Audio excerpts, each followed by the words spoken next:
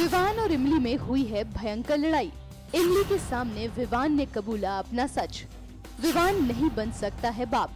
जी हाँ, सही सुना आपने, विवान कभी बाप नहीं बन सकते। ये बात तो सब कोई जान चुके थे, लेकिन विवान की इस सच्चाई से इमली वाकिफ नहीं थी। लेकिन आज इमली के सामने विवान ने खुद से कबूल कर लिया है ये सच।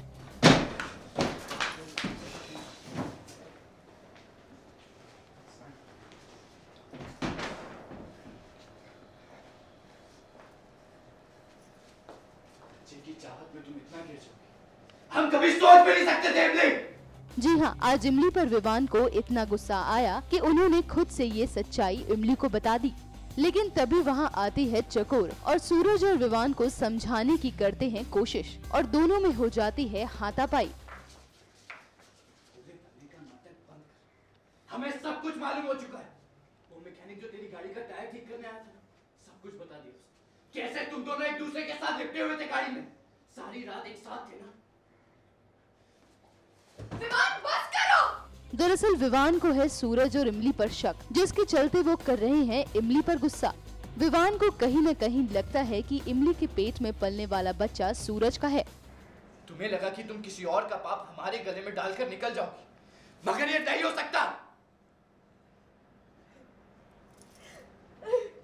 दूसरी तरफ इमली विवान को समझाने की करती है कोशिश, लेकिन विवान है कि सुनने को नहीं है तैयार। परेशान काहे कर रहे हैं? को काहे समझ में नहीं आ रहा कि हमारा बचवा आपका बचवा है विवान, और किसी का नहीं है। ये बच्चा हमारा नहीं हो सकता। काहे नहीं हो सकता विवान?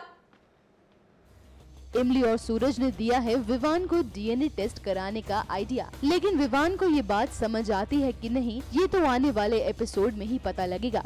फिलहाल विवान और इमली से ही सुनते हैं कि क्या है पूरा माजरा। मैं कह रही हूँ कि मैं विवान के बच्चे की माँ हूँ और मेरे साइड से मैं सही हूँ और उनके साइड से ये सही है। मेरे पास 3 रिपोर्ट है, इससे पता लगता है कि मैं नहीं बन सकता भी करवा सकती हूँ।